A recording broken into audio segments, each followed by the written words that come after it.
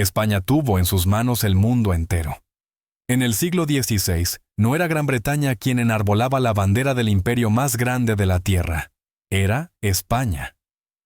Por primera vez en la historia, una sola corona gobernaba un imperio global que se extendía desde Europa hasta África, desde América hasta Asia.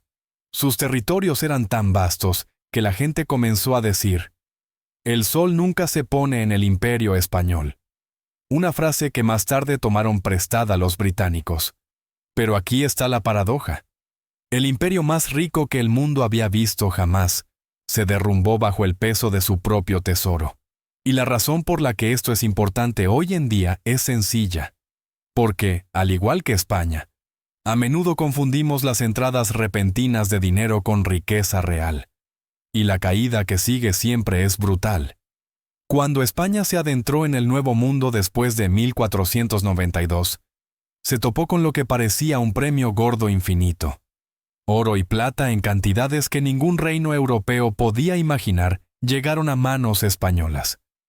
La conquista de México en 1521 derrocó al Imperio Azteca, lo que dio a España acceso a las ricas minas de Sacus. Una década más tarde, la conquista del Perú destrozó el Imperio Inca y desbloqueó la montaña de plata de Pocí, una mina tan grande que se la llamaba la montaña que se come a los hombres. Durante más de un siglo, alimentó una cinta transportadora de barcos del tesoro que cruzaban el Atlántico. Entre 1500 y 1650, España importó aproximadamente 180,000 toneladas de plata y 2,000 toneladas de oro. Para ponerlo en perspectiva, eso es más plata que toda la que se había extraído en Europa en los 1000 años anteriores juntos. Este tesoro no solo transformó Europa, sino que transformó el mundo. Desde Sevilla y Cádiz, los barcos españoles transportaban lingotes hacia el este, al Mediterráneo, hacia el norte, a los Países Bajos, y hacia el oeste, a través del Pacífico, hasta Manila, donde la plata se cambiaba por seda y porcelana chinas. Fue el nacimiento de la primera economía verdaderamente global, y España se situó en el centro de ella. Para los estadounidenses de hoy, esto es sorprendente. Cuando se fundó Jamestown, la primera colonia inglesa permanente, en 1607, poco más que un pantano que luchaba por sobrevivir, la Ciudad de México ya tenía universidades, imprentas y catedrales. Lima era una ciudad próspera. San Agustín, en Florida, fundada por España en 1565, fue el primer asentamiento europeo permanente en lo que hoy es Estados Unidos, 4 décadas antes que Jamestown. España no solo iba por delante, estaba construyendo una infraestructura global mientras Gran Bretaña y Francia seguían luchando con colonias fallidas. Y sin embargo, este imperio alimentado por ríos de lingotes era hueco en su núcleo. Porque España confundía el tesoro con la riqueza. La plata era real, pero lo que hicieron con ella convirtió la fuerza en debilidad. Los precios en España se dispararon.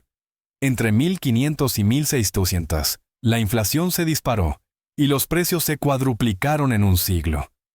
A los españoles de a pie les resultaba más difícil comprar pan y ropa, incluso aunque su nación se sentara sobre montañas de plata. ¿Por qué? Porque el dinero solo tiene valor cuando es lo suficientemente escaso como para que se confíe en él. Cuando entra demasiado metal precioso en una economía, su poder adquisitivo se derrumba. Imagina una ciudad donde el pan cuesta una moneda. De repente, llegan 10 veces más monedas, pero el número de panaderos y de barras de pan sigue siendo el mismo. Los panaderos se dan cuenta de que la gente tiene más monedas, por lo que cobran más. Pronto, el pan cuesta 2, 3, 4 monedas. No porque el pan haya mejorado, sino porque las monedas valen menos. Ese fue el destino de España. Los economistas llaman a esto la revolución de los precios, la primera gran ola de inflación global provocada por el exceso de plata que perseguía a unos bienes demasiado escasos. Pero la inflación no afectó a todos por igual. Las élites que manejaban la plata primero, los nobles, los comerciantes y los banqueros, se beneficiaron antes de que los precios se ajustaran. La gente común que vivía con salarios fijos se quedó atrás. La ironía era brutal. Cuanta más plata traía España, más pobre se sentía su pueblo. La plata, que debería haber sido una bendición, se convirtió en veneno. Los errores fueron más profundos. En lugar de invertir en industrias productivas, España gastó su fortuna en importaciones. Los comerciantes italianos, los comerciantes holandeses y los artesanos alemanes se enriquecieron vendiendo artículos de lujo a España, pagados con plata americana. Las propias industrias del imperio se atrofiaron. ¿Por qué construir fábricas o redes comerciales cuando se podía simplemente esperar a que llegara la flota del tesoro? España se convirtió en un consumidor, no en un productor, mientras que sus rivales reinvertían cada moneda que podían robar, capturar o ganar. Y, por supuesto, los monarcas españoles gastaron cantidades astronómicas de dinero en la guerra. La dinastía de los Habsburgo se consideraba defensora del catolicismo tras la Reforma, y esa misión tenía un coste astronómico. El Tesoro de México y Perú financió las guerras contra los turcos otomanos, financió ejércitos para sofocar la revuelta holandesa y mantuvo a España envueltos en las guerras de religión francesas.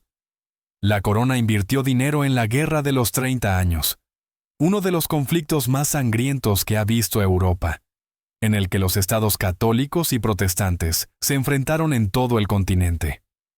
Incluso la infame Armada Española de 1588, una flota colosal enviada para aplastar a la Inglaterra protestante, se alimentó de la plata del Nuevo Mundo. Y cuando esa armada fracasó, el impacto financiero fue devastador. Entonces, ¿a dónde fue a parar todo el oro y la plata? A los campos de batalla, a los barcos y a la deuda. Porque España no solo gastaba lo que llegaba, pedía préstamos contra tesoros que aún no habían llegado. Familias bancarias alemanas como los Fugger, y más tarde, los financieros genoveses concedieron enormes préstamos a la corona, garantizados por futuros envíos de plata. En teoría, era brillante. Las mentes de Pouty mantendrían la plata fluyendo para siempre. En la práctica, era suicida. Si una flota se retrasaba, naufragaba en una tormenta o era interceptada en el mar, España incumplía sus pagos. Y lo hizo repetidamente 4 veces solo en el siglo XVI, 1557, 1575, 1596 y 1567. Imagínese ser el imperio más rico del mundo y aún así declararse en bancarrota cada 2 décadas. Esa era la realidad de España. Y en este frágil sistema navegaban los piratas. No eran simples meros saqueadores, eran armas de guerra económica. Inglaterra y los Países Bajos comprendieron que si atacaban las flotas del tesoro, no solo robaban lingotes, derrumbaban el crédito de España. Francis Drake, respaldado por la reina Isabel, dio la vuelta al mundo en la década de 1580, saqueando galeones españoles y regresando a casa con un tesoro equivalente a la mitad de los ingresos anuales de Inglaterra. Piet Hein, el corsario holandés, capturó toda una flota del tesoro española frente a las costas de Cuba en 1628. 11 millones de florines en plata. Ese único golpe casi volvió a derrumbar las finanzas de España. Cada vez que se perdía una flota, no era solo un mal día en el mar, era un impago soberano en tiempo real. España hipotecaba el tesoro del mañana y, cuando los piratas o las tormentas se lo llevaban, los acreedores de toda Europa se quedaban sin cobrar. Mientras tanto, Inglaterra y los Países Bajos reinvertían la plata robada en armadas, bancos y compañías comerciales, los cimientos de sus futuros imperios. El sustento de España se había convertido en su talón de Aquiles. Los gobernantes españoles podrían haber aprovechado la avalancha de lingotes para construir una economía sostenible.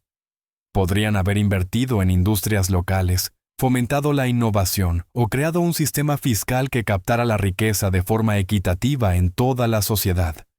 En cambio, trataron la plata como una fuente inagotable, y la corona cayó en la trampa más peligrosa de todas: la adicción a la deuda.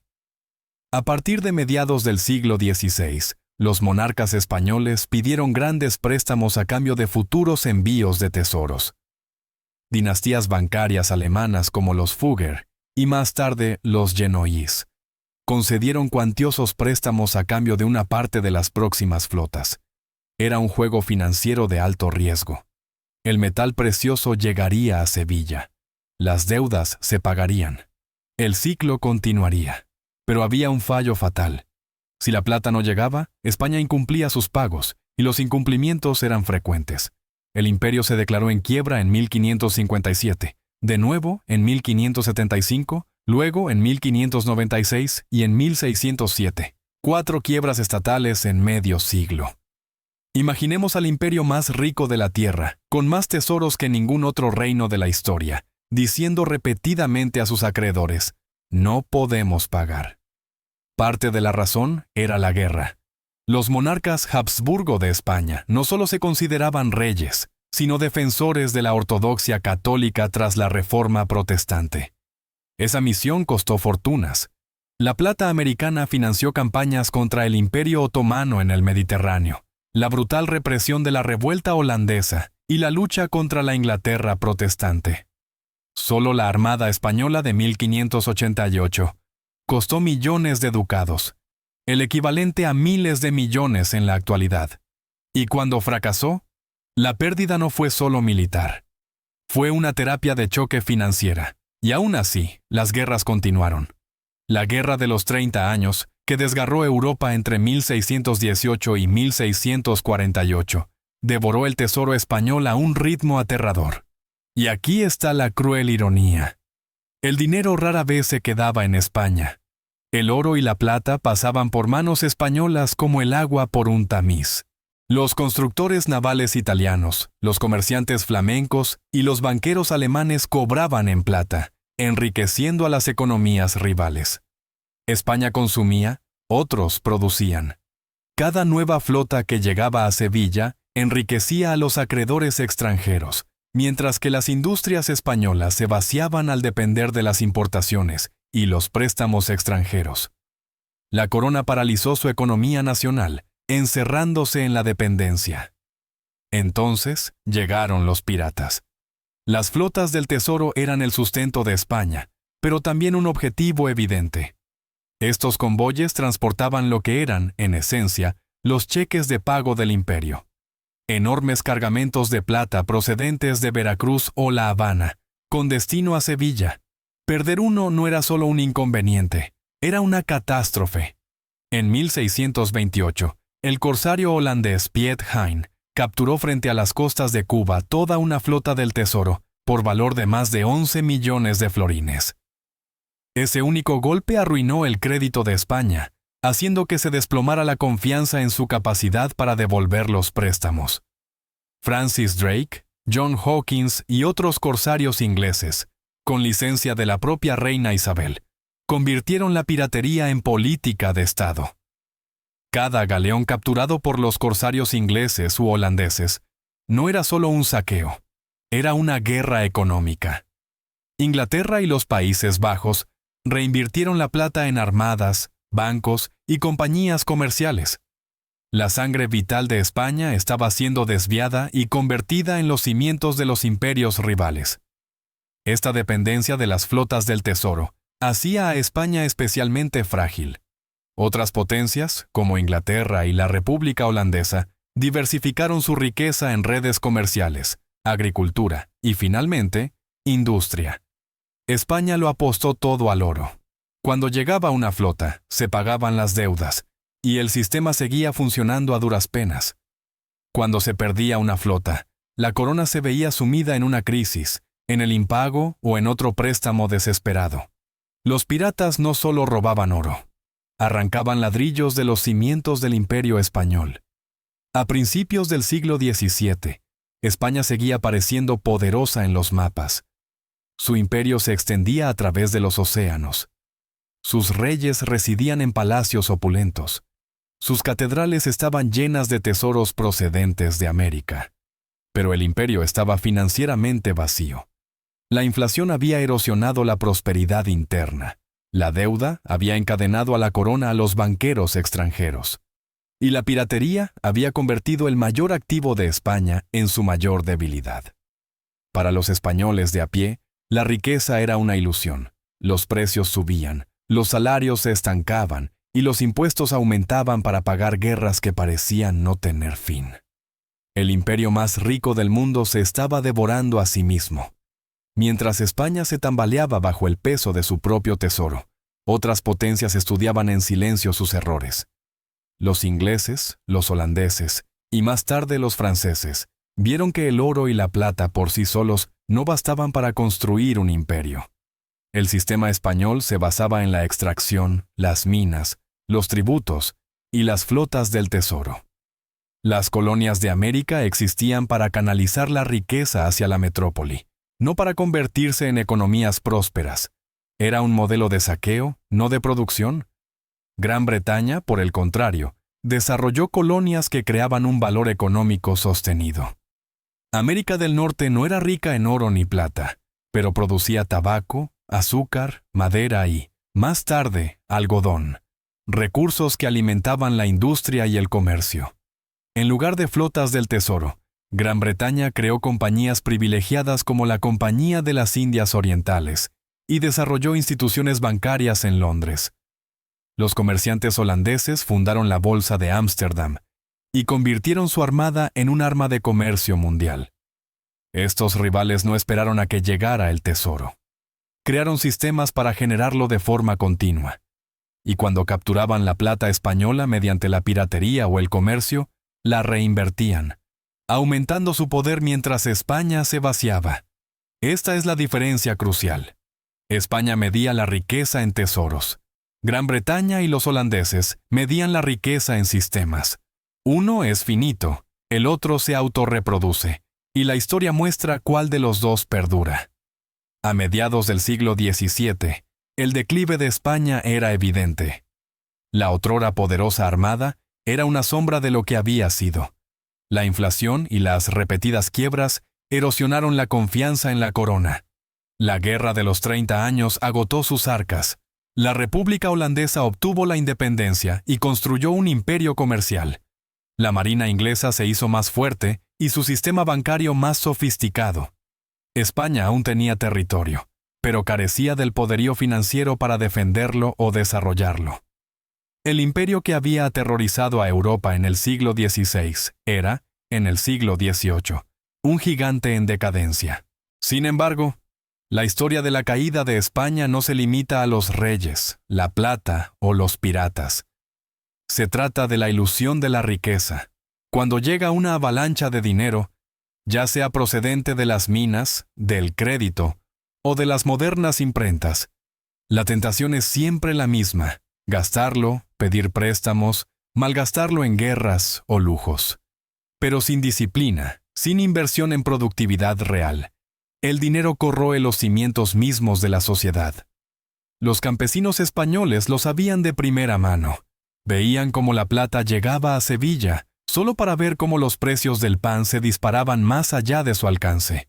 Hoy en día, los ahorradores ven cómo la inflación erosiona sus salarios y su poder adquisitivo, incluso cuando los gobiernos les aseguran que la economía es fuerte. Los mecanismos pueden ser diferentes, pero el dolor resulta familiar. Las incursiones piratas del siglo XVII también tienen un eco moderno. Las flotas del tesoro españolas eran vulnerables porque concentraban la riqueza en un único y colosal cargamento. Las economías actuales concentran la riqueza en frágiles sistemas financieros, bancos demasiado grandes para quebrar, o mercados de deuda que se sostienen sobre una confianza muy frágil. Cuando un barco se hunde o un banco quiebra, la conmoción se propaga, amenazando con el impago y la crisis. Las pérdidas de España ante Pietine en 1628 no fueron tan diferentes de una crisis financiera actual, un acontecimiento que puso de manifiesto la fragilidad de todo el sistema. La lección es brutal, pero clara. El tesoro no es riqueza. La plata no es seguridad. La verdadera riqueza proviene de los sistemas que producen valor a lo largo del tiempo, de las inversiones en productividad, de las instituciones que perduran. España se arruinó porque pensó que ser dueña de la mitad del mundo y de una cantidad infinita de plata significaba poder para siempre. En realidad, significaba fragilidad. Sus rivales comprendieron el juego más profundo y heredaron el futuro. La historia no se repite, pero sus ritmos son difíciles de ignorar. El imperio más rico del mundo se derrumbó porque confundió el tesoro con la riqueza. Y todas las sociedades que cometen el mismo error, inundando su economía con dinero mientras vacían sus cimientos, están siguiendo el mismo camino. La cuestión no es si la historia se repetirá, es si reconoceremos la advertencia a tiempo. Si esto te ha dado una nueva perspectiva, suscríbete. La historia tiene las respuestas.